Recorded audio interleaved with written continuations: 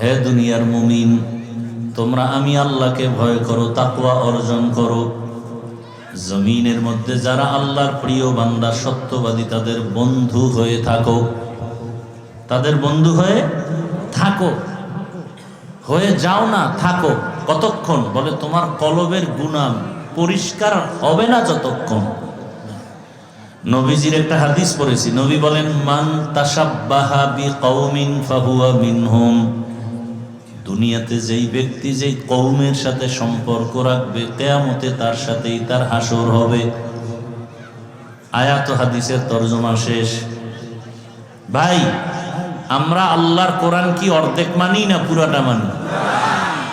হ্যাঁ, ভালো করে মনে রাখবেন, দুনিয়ার জমিনে যত নীতি আছে, পরিবার নীতি, সমাজনীতি, অর্থনীতি, পৌরনীতি, রাষ্ট্রনীতি, আছে না নাই? আল্লাহর জাতের কসম, আমি আপনাদেরকে জান্নাতে নেওয়ার মোহাব্বত নিয়ে বলছি, আক্রমণের জন্য বলি না। আসলে মুসলমান তো আল্লাহর কোরআন নিয়েই থাকবে, এরা উল্টাপাল্টা থাকে কেন? বলে এদেরকে যারা ইসলাম বিদ্বেষী এরা টাকা দিয়ে লোভে ফেলায় দিছে। চিন্তা করে হুজুরের পিছে ঘুরলে তো টাকা পাবো না। দুনিয়ার বেহুদি খ্রিস্টানদের লাইনে চলতে গেলে টাকা পাবো, বাড়ি পাবো, গাড়ি পাবো, সম্মানের অভাব নাই। এই কারণে এরা ইসলাম মানি বলিয়াও ঠিক মতো মানে না। আর ইসলাম এমন একটা ধর্মের নাম যে ইসলামের নীতি হলো শ্রেষ্ঠ নীতি। দুনিয়াতে যত পরিবার নীতি আছে, ইসলামের পরিবার নীতি শ্রেষ্ঠ। দুনিয়াওয়ালারা সমাজনীতি প্রণয়ন করেছে, আল্লাহর কসম ইসলামের সমাজনীতি শ্রেষ্ঠ সমাজনীতি এবং কল্যাণমুখী। জমিনের মধ্যে অর্থনীতি আছে, কিন্তু ইসলামের অর্থনীতি হলো শ্রেষ্ঠ অর্থনীতি। আল্লাহর কসম, এগুলি আলোচনা নাই আমাদের মাঝে, যে কারণে আমরা বুঝি না। ইসলামের অর্থনীতির মতো পিওর অর্থনীতি জমিনে নাই। দুনিয়ার মধ্যে যত মানুষের বানানো অর্থনীতি, এগুলোর মধ্যে ঢুকতে গেলে লাশটা পর্যন্ত কবরে রাখা কঠিন। অর্থনীতির একটা হলো লোনে টাকা নেয়নি, এটা দুনিয়ার লাইনের অর্থনীতি। নিয়ে পরে কিস্তিতে কিস্তিতে আদায় করে, শেষ পর্যন্ত দেখা যায় কিস্তি আদায় করতে পারে না। ওই এনজিওর লোকেরা শেষ পর্যন্ত মরার খবর পাইয়া লাশটা কবরে নিতে দেয় না, বলে কিস্তি বাকি আছে 13টা। ঠিক নি?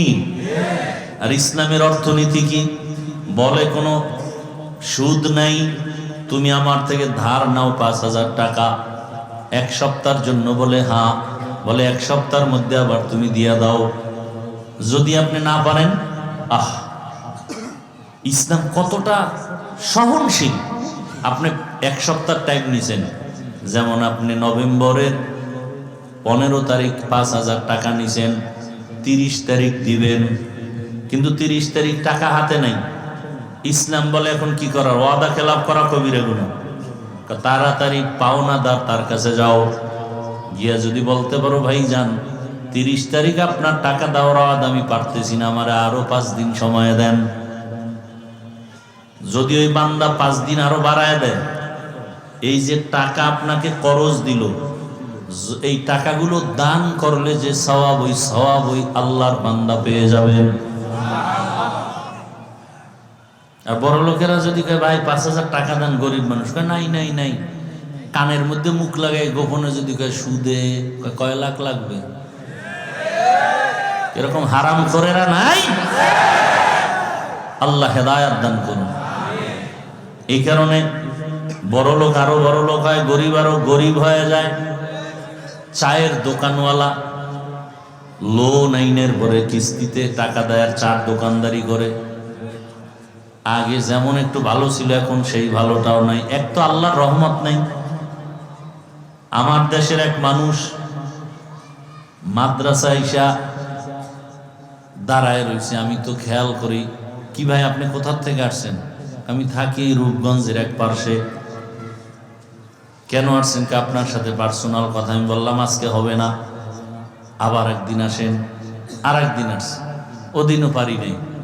আর একদিন আসছে, আসছে আসেন কি সমস্যা, কাঁদতেছে। আরে ভাই কাঁদেন কেন? বলে আমি লোনে টাকা নিয়া এরপর একটা পিক আপ কিনছি, কিনা কিস্তি দিতে দিতে এক পর্যায়ে পিক আপ অ্যাক্সিডেন্ট হয়ে গেছে। হারামে কি নেই? আরাম নাই, এমন অ্যাক্সিডেন্ট, এটা ঠিক করতেও টাকা লাগবে, এই টাকাও নেই, কিস্তিও দিতে পারি না। এমন অবস্থা হয়েছে কয়েক মাস আগে, পাওনাদারের আইসা আমি টাকা দিব, আমি ঋণী, কিন্তু আমার অবস্থা এত খারাপ, মহিরা যাইল আমার দুঃখ থাকতো না, কিন্তু ওই নিমক হারামেরা আমার বাসায় এসে আমার উপযুক্ত মেয়ের উপরে হাত তুলছে, আমার স্ত্রীকে মারধর করেছে। কাঁদতেছে, আমি কি করব? আমি কিছু আমল শিখাই দিলাম। এই হালাত সব হারামখোরের ঘরে খবর নেন, এক হারামিও শান্তিতে নেই, বউ নিয়েও শান্তিতে নাই, সন্তান নিয়েও। হারামে কি নাই? একমাত্র শ্রেষ্ঠ কল্যাণমুখী অর্থনীতি ইসলামের অর্থনীতি। দুনিয়াতে রাষ্ট্রনীতি যত আছে, শ্রেষ্ঠ রাষ্ট্রনীতি হলো ইসলামের রাষ্ট্রনীতি। ইসলামের রাষ্ট্রনীতি কত সুন্দর! সুলাইমান নবী আর বিলকিসের ঘটনা যদি আমি বলি, আমি আপনাদের বুঝাইতে সক্ষম হব রাজনীতি কাকে বলে, কত প্রকার, কি কি আছে না কোরআনে ঘটনা। আর এখন কিছু পিশাবদের, এরকমও কিছু টুপিওয়ালাদের আওয়াজ শুনি, আমরা পলিটিক্স পছন্দ করি না, রাজনীতির মানুষ না। শুনেন, নামাজ পড়েন না এক বিষয়, আর নামাজ পছন্দ করি না কিন্তু কঠিন বিষয়। নামাজ পড়েন না বললে ইমান যাবে না, নামাজ পছন্দ করি না বললে ইমান নাই। তো ফাগরি লাগাইলে কি হবে? ইমান বিদায়।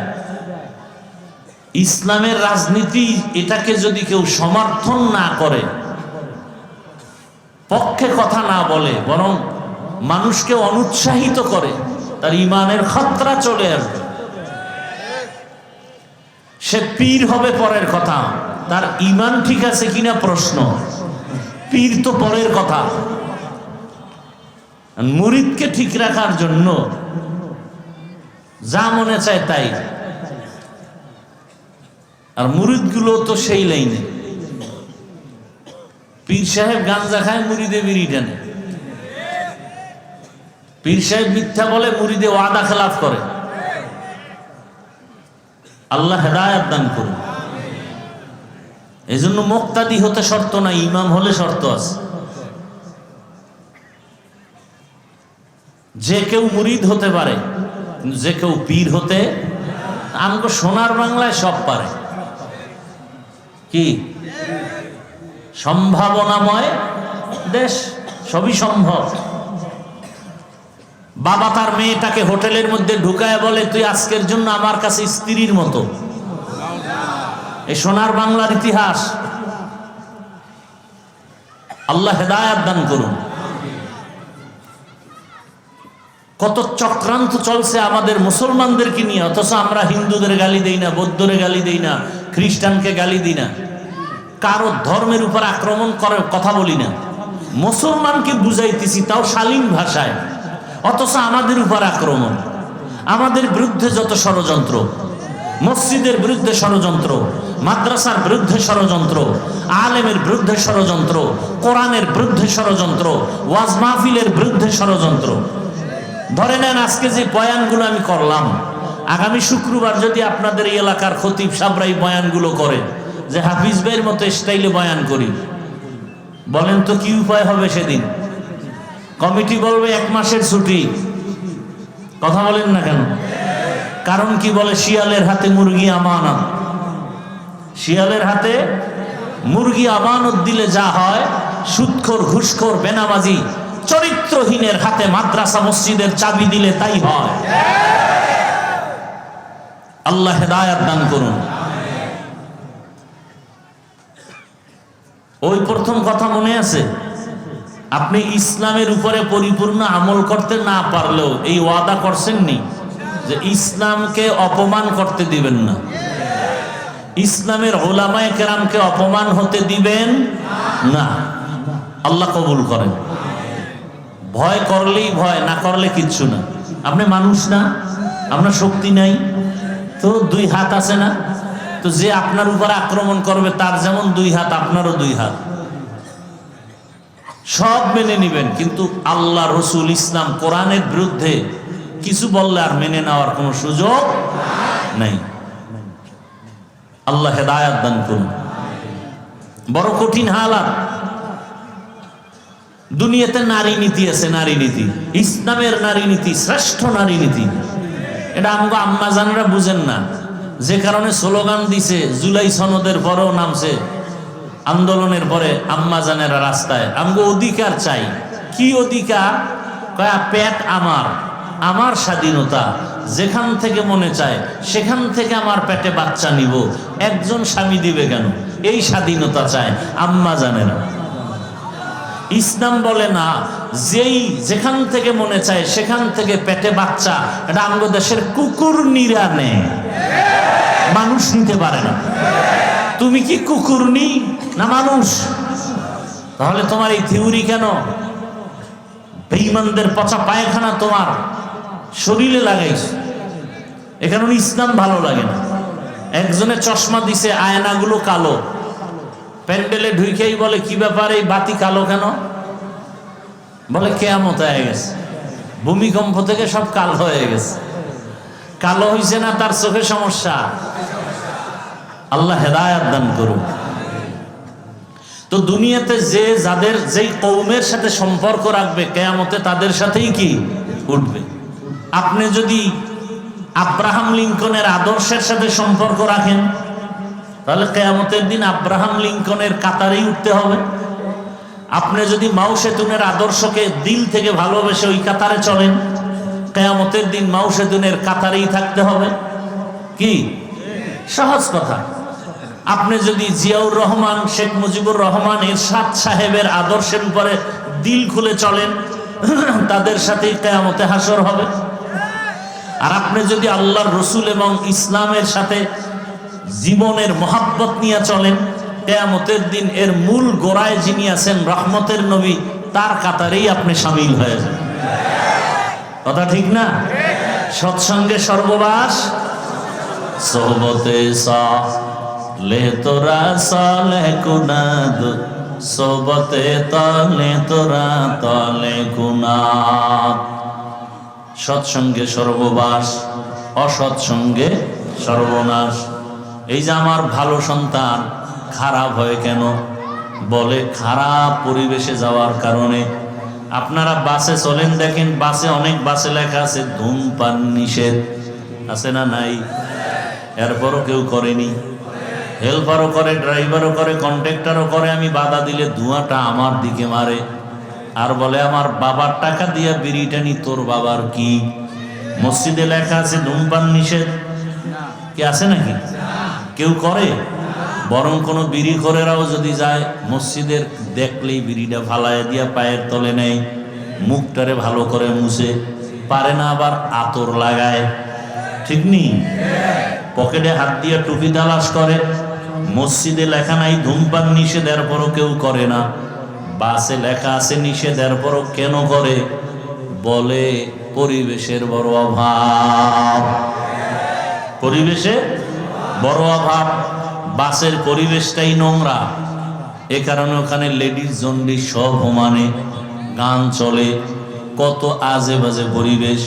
আর মসজিদের পরিবেশটা এতই সুন্দর যে এখানে আসা মাত্র মোবাইলটার রিংটোন বন্ধ করে দেয়। কারো রিংটোন বেজে উঠলে তার দিকে বাঁকা নজরে তাকায়, চালাইতে পারো না, নিয়ে আসছো কেন মোবাইল? অথচ হেডটাও কিন্তু ভেজাল মাঝে মাঝে হয়। সুযোগ পাইছে তো গুতো একটা দিল, আছে না নেই? ভাইরা আমার, তাহলে সৎসঙ্গে সর্ববাস, অসৎসঙ্গে সর্বনাশ। আল্লাহ বলেন দুনিয়াতে তুমি যদি ভালো হতে চাও, ভালোদের সাথে চলো। দুনিয়ার লাইনে ভালো রাজমিস্ত্রি যে হতে চায়, সে একজন ভালো অভিজ্ঞ রাজমিস্ত্রির সংস্পর্শে থাকতে হয়। লেখাপড়া করে যারা ভালো ডাক্তার হতে চায়, শুধু লেখাপড়ার সার্টিফিকেট নিয়ে তারা কামিয়াব হয় না। একজন অভিজ্ঞ ডাক্তারের শরণাপন্ন হয়, তার কাছে বারবার ট্রেনিং দেয়, প্র্যাকটিক্যাল, এরপরে বড় ডাক্তার হয়। দুনিয়ার লাইনে ভালোর সাথে না গেলে ভালো হওয়া যায় না। ঠিক আখিরাতের লাইনেও যদি তুমি আদর্শ মানুষ হতে চাও, এই জমিনে একমাত্র আদর্শের সৈনিক হলো উলামায়ে কেরাম। আদর্শ হলো রসুলের আদর্শ, রসুলের আদর্শ লালন করেন উলামায়ে কেরাম। অতএব এই সুন্দর আদর্শের সাথে তোমরাও চলো। আলেমদের সম্পর্ক নিয়ে যখন চলবা, তোমার জীবনটাও সুন্দর হয়ে যাবে। ওরে ভাই, আপনারা যারা খানা খান, আমরাও তো খানা খাই, আপনারাও ঘুমান, আমরাও ঘুমাই। আখিরাতের লাইনে নবীর আদর্শ মানতে গিয়া টুপি পরলাম, নামাজ পড়ি, পর্দা করি, হালাল খাই, নামাজ পড়ি।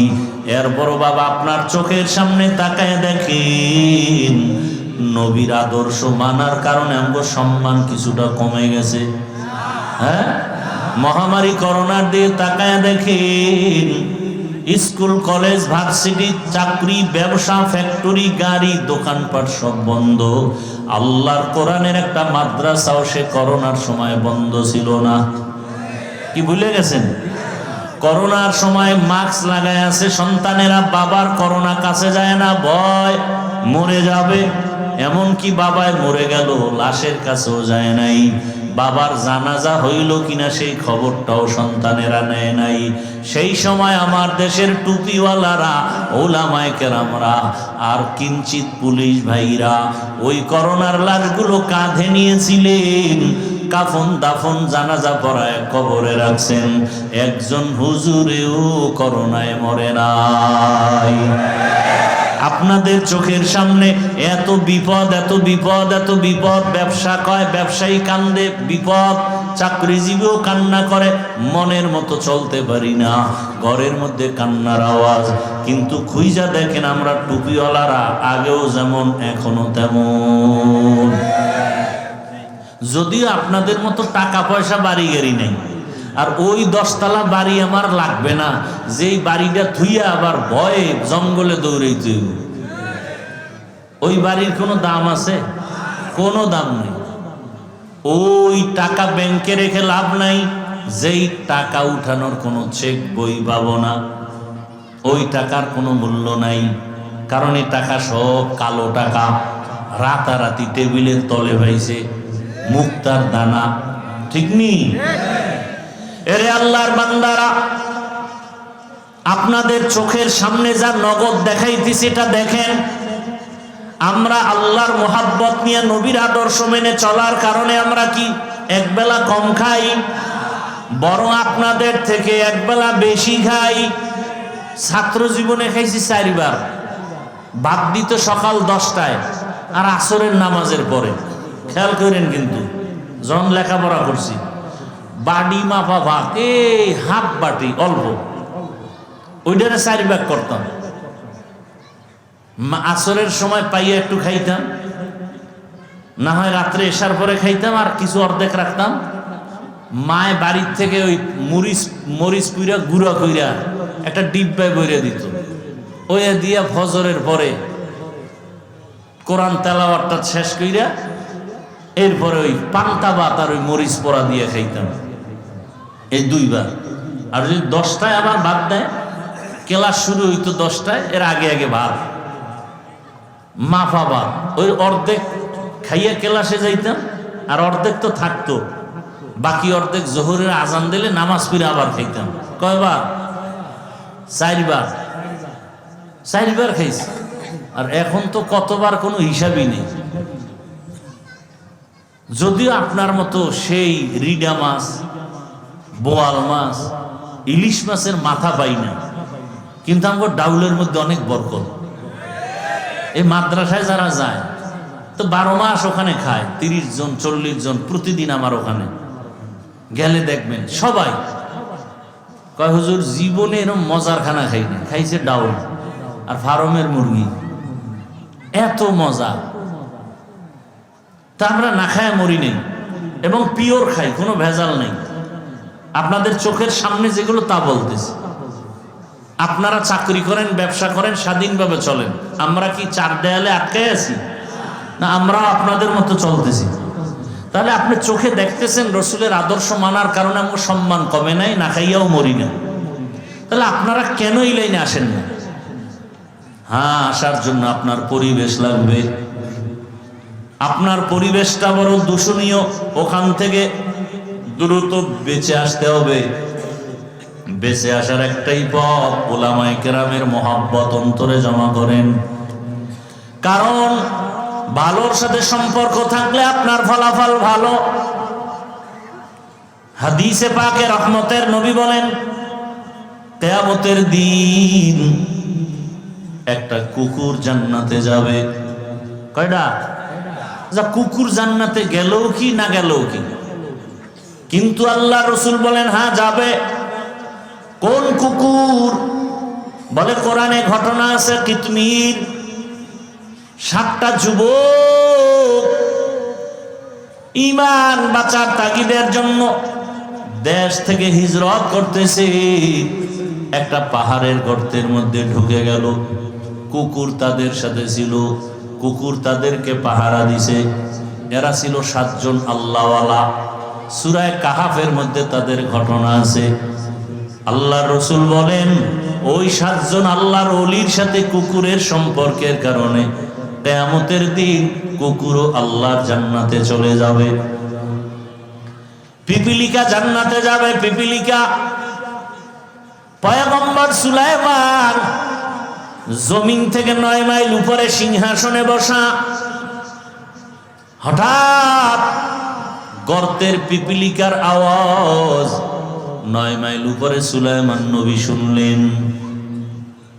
পিপিলিকা তার জাতি বাইরে ওয়াজ করতেছেন, ইয়া আইয়ুহান নামলু দুখুলু মাসাকিনাকুম। সুলাইমান নবী আওয়াজ শুইনা সিংহাসনের মধ্যে বসে আওয়াজ দিলেন সুবহানাল্লাহর আওয়াজ। ফাতাবাসসামা, মুস্কি হাসলেন আর বললেন, ও সিংহাসন ল্যান করো। জমিনের মধ্যে ল্যান করলো। সুলাইমান নবী পিপিলিকার বয়ানটা প্রজাদেরকে শুনাইতেছেন। আজানের সময়, নামাজের সময় নামাজ আদায় করবেন। নামাজের জন্য পানি প্রয়োজন, ওযু করবেন। পানি কোথায় পাবে? অচেনা পথ। সুলাইমান নবীর সিংহাসনের এক পার্শ্বে হুদহুদ নামের পাখি, ওর দায়িত্ব হলো তুমি পানি মন্ত্রী। ও নাক লাগাইলেই মাটির মধ্যে বলে দিত এখানে পানি। নবী সুলাইমান বলতেন, জিনেরা তাড়াতাড়ি মাটি খনন করে পানি উঠাও, ওযু করব, নামাজ পড়ব। সুলাইমান পয়গম্বর যখন পানির প্রয়োজনে হুদহুদরে ডাকলেন, দেখে হুদহুদ নাই। পাখিদের আবার উপদেষ্টা আছে, প্রধান উপদেষ্টা ডক্টর ইউনূস সাহেব। পাখিদের প্রধান উপদেষ্টা ঈগল পাখি। কি পাখি? ঈগল। পয়গম্বর সুলাইমান বলে, মা লিয়া লা আরাল হুদহুদ, কি হলো আমার, আমি হুদহুদ দেখি না কেন?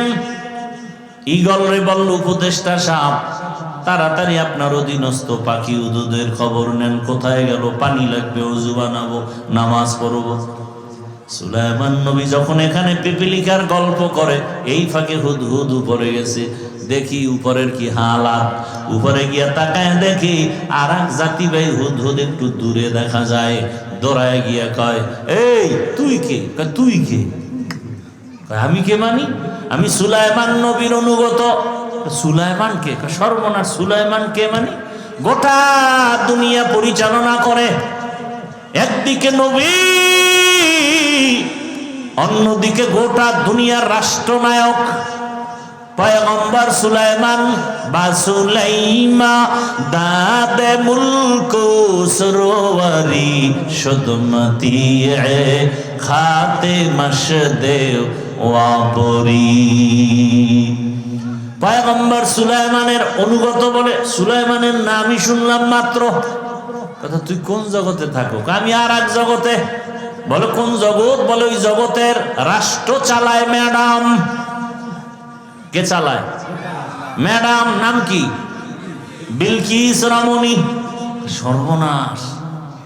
সুলাইমান, এখানে আবার ম্যাডাম আসলো কোথা থেকে? চল দেখে আসি। দৌড়ায় গিয়া দেখে বিশাল সুলাইমান নবীর মতো বড় সিংহাসন, মুলকে সাবা, বিলকিস রমণী সিংহাসনে বসা। এদিকে সুলাইমান নবী না পাইয়া তো রাগ হয়ে গেলেন, ঈগল পাখিরে ধরতে পাঠাইছে, তাড়াতাড়ি ধইরা নিয়ে আস, ওযু করব, নামাজ পড়ব। যখন হুদহুদ ওখান থেকে খবর নিয়া চিন্তা করছে দেরি হলেও আজকে নবীর এমন একটা খবর দিব যে খবর সম্পর্কে নবী জানেন না, বড় আশ্চর্য হয়ে যাবেন।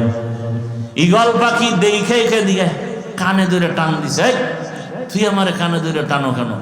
সুলাইমান নবী তোরে দশা ঠান্ডা করব। তো করবে, হে করব, তুই কানে টানো কেন? কয় ফাঁকে দিয়ে একটু মজা লইতেছি।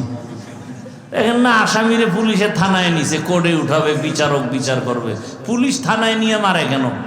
এই ফাঁকে দিয়ে একটু মজা লই হাদিয়ার জন্য। ভাইরা আমার, সুলাইমান বিলকিসের ঘটনা সময় দেন, এক সপ্তাহ বলি কোরআন হাতে নিয়ে, আর আপনারা বাংলা ধরেন। রাজনীতি কত প্রকার, কি কি বুঝায় যাব। আর পিসাব কয় আমি রাজনীতি পছন্দ করি না। কেমন ফির, দেশে এত তুফান হয়ে যায়, পিসা হুজুরের খবরই নেই। আমি মোরা খাবাস, মোরা খাবা না মরা খাবাস। আল্লাহ হেদায়াত দান করুন। কালেমাতু হক্কিন ইনদা সুলতানিন জায়ের, জালেমের সামনে দাঁড়িয়ে হক কথা বলা, এটা চূড়ান্ত এক জিহাদের মূল্য, সমান সওয়াব। এত জুলুম চলতেছে, একজন পীর মানি হাজারো মুরিদের অভিভাবক, তারা যদি একটু জবান খুলতেন গোটা দেশ সোজা হয়ে যেত। খালি চরমনের বিশ্বাস বলবে কে? বাংলাদেশ হলে হেই একা পীর, আর পীর নেই। হ্যাঁ, সাবজেক্ট 10টা, পরীক্ষার সাবজেক্ট কয়টা? যুবক বলো কয়টা? 9টা সাবজেক্টে নাম্বার তোমার 100, এক সাবজেক্টের নাম্বার তোমার 32। তুমি কত এ প্লাস পাইলা? সহজ কথা বলো, ফেল না পাস? ফেল। কোন সাবজেক্টে 100 নাই, প্রত্যেকটা সাবজেক্টে 33। বলেন, ইসলামের যত সাবজেক্ট আছে, দাওয়াত, তালিম, তাসকিয়া, জিহাদ, যারা দাওয়াত ও তাবলীগের লাইনে 100 নাম্বার পাইছে, জিহাদের ময়দানে 32, ফেল। কথা বলেন না কেন? আর একদল জিহাদের লাইনে 100 নাম্বার, দাওয়াতের লাইনে 32, ফেল। আর 100 নাম্বার লাগবে না, দাওয়াতের লাইনেও 33, জিহাদের লাইনেও 33, তাসকিয়ার লাইনে 33, বয়ানের লাইনে 33, সে সফল মুমিন। আচ্ছা ঠিক আছে, আমি অনেক কিছু করতে পারি না, কিন্তু এই কথা তো বলার অধিকার নাই যে আমি এটা পছন্দ করি না, আমি রাজনীতি পছন্দ করি না। রসুল পছন্দ করলেন আর আপনি পছন্দ করেন না, আপনার ঈমান কি রসুলের থেকে দামি? হ্যাঁ, আবু বকর রাষ্ট্র চালাইলেন, ওমর চালাইলেন, আপনি চালাবেন না, কিন্তু সমর্থন তো থাকতে হবে। কি তলে তলে তলে তলে কুফুরি মতবাদরে সমর্থন করে হযরত, ইসলামের পক্ষে আওয়াজ নাই। তলে তলে আওয়ামী লীগ, তলে তলে বিএনপি, তলে তলে অন্য কিছু জাসদ বাসদ অসৎ। কিন্তু আমগো দেশে যে এত ইসলাম, একবারও বলতে পারে না যে আপনারা ওলামায়ে কেরাম ইসলামের লাইনে যারা, এদের পক্ষে থাকবেন। এই কথাটা মাইকে উম্মতেরে মুরিদেরে যেই পীর বলতে ভয় পায়, সে পীর হবে পরের কথা, তার ঈমান ঠিক আছে কিনা সন্দেহ। কি বলো?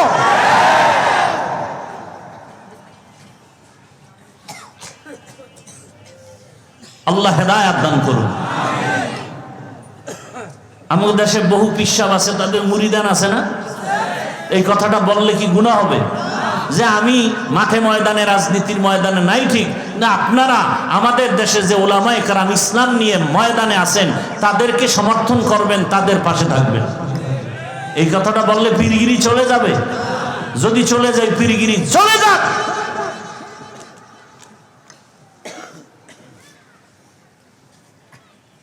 বরং এটা তো বলে না, উল্টা বলে আমি পছন্দ করি না।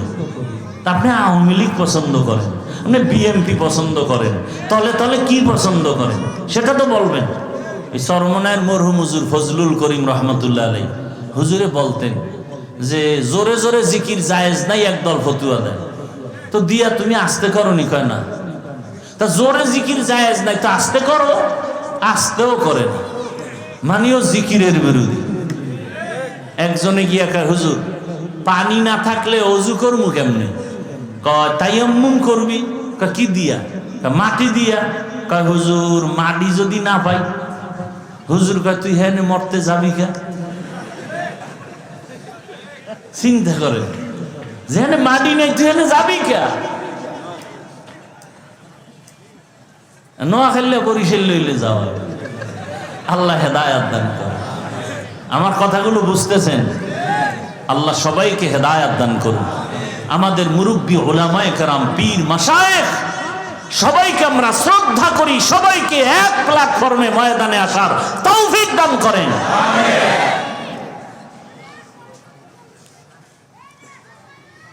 তাহলে পিপিলিকাও জান্নাতে যাবে। কোন পিপিলিকা?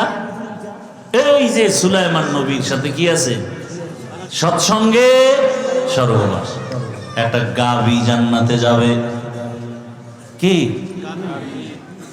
ওই গাভীর নামে আল্লাহ সূরার নাম দিলেন, নাম কি? সূরা বাকারা। কেন গাভী জান্নাতে যাবে? গাভীর কোনো কাম জান্নাতে নাই, যাবে কেন? বলে আল্লাহ বুঝাইতে চান ভালোর সাথে চললে তোমার পুরস্কার ভালো। একটা গাভী মুসা নবীর সাথে সম্পর্ক হওয়ার কারণে সে জান্নাতে যাবে। ও আল্লাহর বান্দার একটা পিপিলিকা সুলাইমান নবীর সাথে সম্পর্কের কারণে সোহবতে জান্নাতে যাবে। কুকুর কেন জান্নাতে যাবে? বলে আল্লাহওয়ালার সাথে সম্পর্ক, একটু সম্পর্ক আছে এই কারণে। সালেহ আলাইহিস সালামের সাথে সম্পর্কিত উটনি জান্নাতে যাবে। একটা উটনি যদি জান্নাতে যায় নবীর সোহবতের কারণে, একটা কুকুর যদি জান্নাতে যায় ওলির সোহবতের কারণে, একটা গাভী যদি জান্নাতে যায়, গাধা যদি জান্নাতে যায় ওজায়ের নবীর সম্পর্কের কারণে। ও মানুষ, তুমি যদি আলেমের সাথে সম্পর্ক রাখো, ভালোর সাথে সম্পর্ক রাখো, তুমি কেন জান্নাতে যাইবা না? আল্লাহ কয় না, তুমিও জান্নাতে যাইবা। অতএব এখনো সময় আছে, সৎ সঙ্গ লাগাও, নিজেও সুন্দর চরিত্রবান হও। তোমার আদর্শ দেখে ঘর আদর্শ ভরপুর হয়ে যাবে। আমার ছোট ভাইও আদর্শওয়ালা হবে, আমার বোন আদর্শওয়ালা হবে, আমার আদর্শের কারণে আমার সন্তান আদর্শওয়ালা হবে। অতএব আল্লাহ ওয়ালা যারা উলামায়ে কেরাম, হক্কানি পীর মাশায়েখ, এদের সংস্রবে যাই, আল্লাহওয়ালাদের সম্পর্ক রাখিয়া তাদের মাধ্যমে সুন্নতের আমল করিয়া আমার জীবনটাকে সুন্দর করি। আল্লাহর কাছে দোয়া করি আল্লাহ পাক আমাদের জীবনকে রসুলের আদর্শওয়ালা হওয়ার তৌফিক দান করেন। আমিন। আলহামদুলিল্লাহি রাব্বিল আলামিন। والصلاة والسلام على سيد الأنبياء والمرسلين وعلى آله وأصحابه أجمعين।